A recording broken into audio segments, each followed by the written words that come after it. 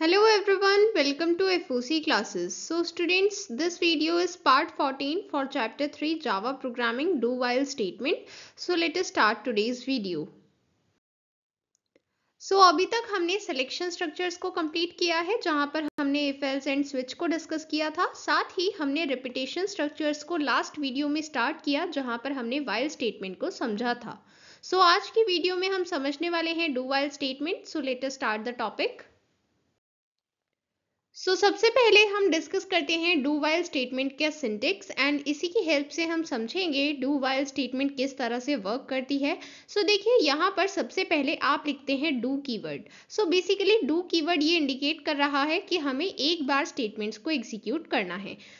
Do का मतलब क्या है? स्टेटमेंट्स को एग्जीक्यूट करना, ठीक है, ये है डू का मतलब। और वाइल का मतलब क्या होता है? वाइल का मतलब होता है कि इसके बाद जो एक्सप्रेशन गिवन है इसको टेस्ट करना है। तो इसका मतलब है यहाँ पर सबसे पहले हम स्टेटमेंट्स को एग्जीक्यूट करते हैं। ये हमारा फर्स्ट स्टेप है, एक बार स्टेटमेंट्स को एग्जीक्यूट करना, ठीक है। फिर जब एक बार हमने एग्जीक्यूशन कर चुका है उसके बाद अब हमें टेस्ट करना है कि ये expression means test condition true है या फिर फॉल्स है। मींस हमारा ये सेकेंड स्टेप है जहां पर हम ये टेस्ट कंडीशन को चेक करने वाले हैं, ठीक है। इसका मतलब है कि यहाँ पर डू वाइल के केस में भले ही कंडीशन ट्रू हो या फॉल्स हो, बट एक बार at least one time statements execute होती हैं, ओके। इसके बाद जब ये एग्जीक्यूट हो चुकी है इसके बाद अब हम एक्सप्रेशन को टेस्ट करेंगे।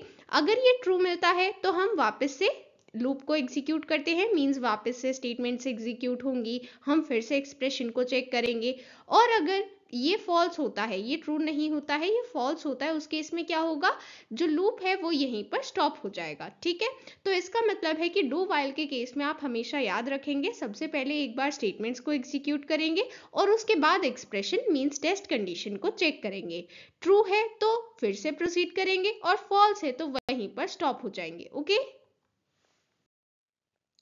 यहाँ पर हमें एग्जाम्पल गिवन है, ये एग्जाम्पल आपकी बुक में से ही गिवन है। देखिए यहाँ पर सबसे पहले हमारे पास ये क्लास है, पब्लिक क्लास डू वाइल, ये हमारी क्लास का नेम है, ठीक है। इसके बाद ये हमने मेन मेथड को स्टार्ट किया है। अब यहाँ पर सबसे पहले हमने एक ऐसा वेरिएबल लिया है नंबर, जिसको हमने सबसे पहले यहाँ पर डिक्लेयर किया एंड देन इनिशियलाइज किया है वन वैल्यू के साथ। इनिशियलाइज करने का मतलब है कि जब हम लूप में एंटर कर रहे हैं तब हमारे पास नंबर वेरिएबल की वैल्यू ऑलरेडी 1 है, ठीक है। इसका मतलब ये है, ठीक है। अब जब हमने कहा था कि डू जहां पर लिखा होगा उसके बाद जो स्टेटमेंट्स होंगी, इसका मतलब है कि हमें एक बार ये स्टेटमेंट्स एग्जीक्यूट करने हैं, ठीक है।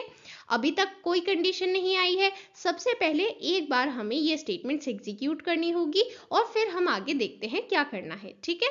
तो सबसे पहले system dot out dot print square of, तो सबसे पहले ये स्ट्रिंग प्रिंट हो जाएगी। इसके बाद नंबर की जो भी वैल्यू है, इस टाइम क्या वैल्यू है नंबर की? 1। इसका मतलब सबसे पहले प्रिंट होगा स्क्वायर ऑफ 1।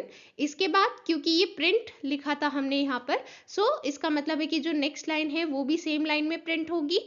यहाँ पर इज इक्वल टू का साइन यहाँ पर प्रिंट होगा, square of 1 is equal to, and उसके बाद नंबर मल्टीप्लाई नंबर, क्योंकि हम यहाँ पर स्क्वायर प्रिंट कर रहे हैं तो स्क्वायर का क्या मतलब होता है? आप नंबर को उसी नंबर से मल्टीप्लाई करेंगे तब आपको स्क्वायर मिलता है, राइट।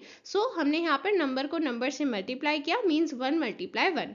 तो हमें जो सबसे पहली स्टेटमेंट प्रिंटेड मिलेगी आउटपुट में वो क्या होगी? Square of 1 is equal to 1, ठीक है। फिर अभी तक हमने दो स्टेटमेंट्स को एग्जीक्यूट किया, इसके बाद यहाँ पर थर्ड स्टेटमेंट भी है। ये क्या कह रही है? Plus plus number. तो ये प्लस प्लस नंबर का क्या मतलब है? हमें यहाँ पर इंक्रीमेंट करना होगा, बिकॉज ये जो ऑपरेटर है ये क्या है? ये है increment operator, okay. Increment operator का मतलब होता है कि आपको वेरिएबल की वैल्यू 1 से इंक्रीमेंट करनी है, ठीक है। यहाँ पर हम 1 में 1 ऐड करेंगे क्योंकि इस टाइम वैल्यू 1 है, तो इसका मतलब है हमें यहाँ पर क्या करना होगा? 1 प्लस 1 मीन्स यहाँ पर अब वैल्यू हो गई है 2, ठीक है। तो अब देखिए, अब आपको यहाँ पर क्या करना है, क्योंकि हमारे पास ये वैल्यू 2 आ चुकी है, इसका मतलब है कि अब जब हम इस लूप के आगे प्रोसीड कर रहे हैं, मीन्स हम वाइल की कंडीशन को टेस्ट कर रहे हैं, तो यहाँ पर नंबर की वैल्यू क्या होने वाली है? यहाँ पर नंबर की वैल्यू होने वाली है 2। अंडरस्टूड? बेसिकली यहाँ पर हमने इस वैल्यू को यहाँ पर 2 रखा और फिर हमने चेक किया कि क्या ये कंडीशन ट्रू है। ऑफ कोर्सली 2 5 से स्मॉलर है तो ये कंडीशन ट्रू है। एंड ट्रू होने के केस में हम क्या करते हैं, हम वापस से इस लूप को रिपीट करते हैं। ठीक है, तो रिपीट करने का मतलब है हम फिर से स्टेटमेंट्स को एग्जीक्यूट करेंगे एंड इस बार स्टेटमेंट्स को एग्जीक्यूट करते टाइम हमारे पास नंबर वेरिएबल की क्या वैल्यू है, 2 है। इसका मतलब अब क्या प्रिंट होने वाला है, square of 2 is equal to 4। ठीक है, 2 मल्टीप्लाई 2 4 होता है, इसलिए यहाँ पर ये रिजल्ट मिल जाएगा। ठीक है, फिर क्योंकि वैल्यू 2 थी तो प्लस प्लस 2 मीन्स अगर हम 2 में इंक्रीमेंट करेंगे तो कितना होगा, 3 होगा। तो अब हमारे पास वैल्यू आ जाएगी 3।